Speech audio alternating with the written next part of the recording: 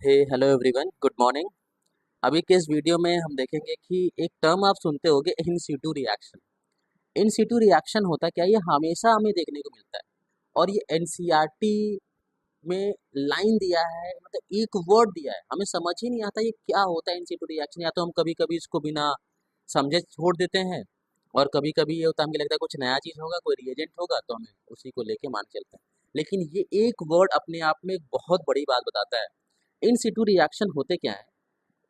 जैसे मैं आपको एक इस एग्जांपल से समझाता हूँ। जैसे मान लो कि अगर आपने ए और बी का रिएक्शन कराया सी के साथ, मान लेते हैं ए का आपने रिएक्शन करा दिया बी के साथ, सिंपल सा है, समझो।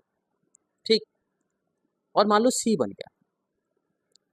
लेकिन दिक्कत ये है कि अगर आपने बी को ऐसे मतलब ऐड ऐसे रिएक्शन करा दिया ए के साथ, तो बी के साथ दिक्कत ये है कि बी कैन बी ऑक्सीडाइज, या बी किसी एटमो, जैसे आपको पता है कि एटमॉस्फेयर से भी बहुत सारे रिएजेंट रिएक्शन करते हैं। तो ऐसा हो सकता है कि बी एटमॉस्फेयर से रिएक्शन कर ले, बिल्कुल हो सकता है। या कुछ दिक्कत आ सकती है, ठीक है, कि अगर वो उसको लंबे टाइम के लिए अगर छोड़ दिया जाए तो ऑक्सीडाइज भी हो सकता है, बहुत सारी दिक्कतें आ सकती है।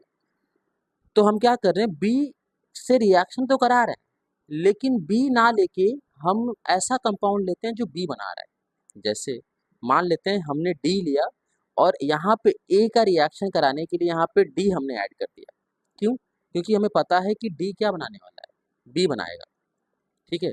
तो ऐसे रिएक्शन को इन सीटू रिएक्शन करते हैं। एक और एग्जांपल समझाता हूँ, जो आप जैसे पढ़ते होगे कि जब भी हम एनिलीन का रिएक्शन कराते हैं, जब भी हम एनिलीन का रिएक्शन कराते हैं किसके साथ? HNO2 के साथ। आपने देखा होगा या तो HNO2 यूज करते हैं या तो NaNO2 प्लस HCl यूज करते हैं। देखो रिएक्शन तो HNO2 ही करता है, रिएक्शन तो HNO2 ही करता है, और HNO2 क्या बना देता है आपको पता है ना? ये बनाता है बेंजीन डाइजोनियम सॉल्ट। लेकिन यहाँ पे HNO2 ना लेके हम प्रिफर करते हैं NaNO2 और HCl। क्यों? क्योंकि NaNO2 और HCl, वही मैंने बोला कि D से B बनेगा, मतलब ये दोनों आपस में रिएक्शन करके बना देते हैं क्या? HNO2, nitrous acid. ठीक है। तो ऐसे रिएक्शन को बोलते हैं इन सिटू रिएक्शन, जहाँ पे हम जो जिससे रिएक्शन कराना है वो सीधा वो ना लेके कुछ ऐसे रिएजेंट लेते हैं जो रिएक्शन कंडीशन में वो जनरेट करते हैं। इसी को बोलते हैं इन सिटू रिएक्शन। और ये रिएक्शन ज़्यादा अच्छे होते हैं इन सिटू रिएक्शन, क्योंकि आपको पता है कि कोई भी कंपाउंड रिएक्शन कर सकता है नाइट्रस, अगर मतलब एक एटमॉस्फेयर में छोड़ दिया जाए। तो this in situ reactions are more preferred than this normal reaction. Okay, I hope ये सबको समझ आ गया। अब एनसीईआरटी की जब लाइन पढ़ोगे तो आपको दिक्कत नहीं होगी। थैंक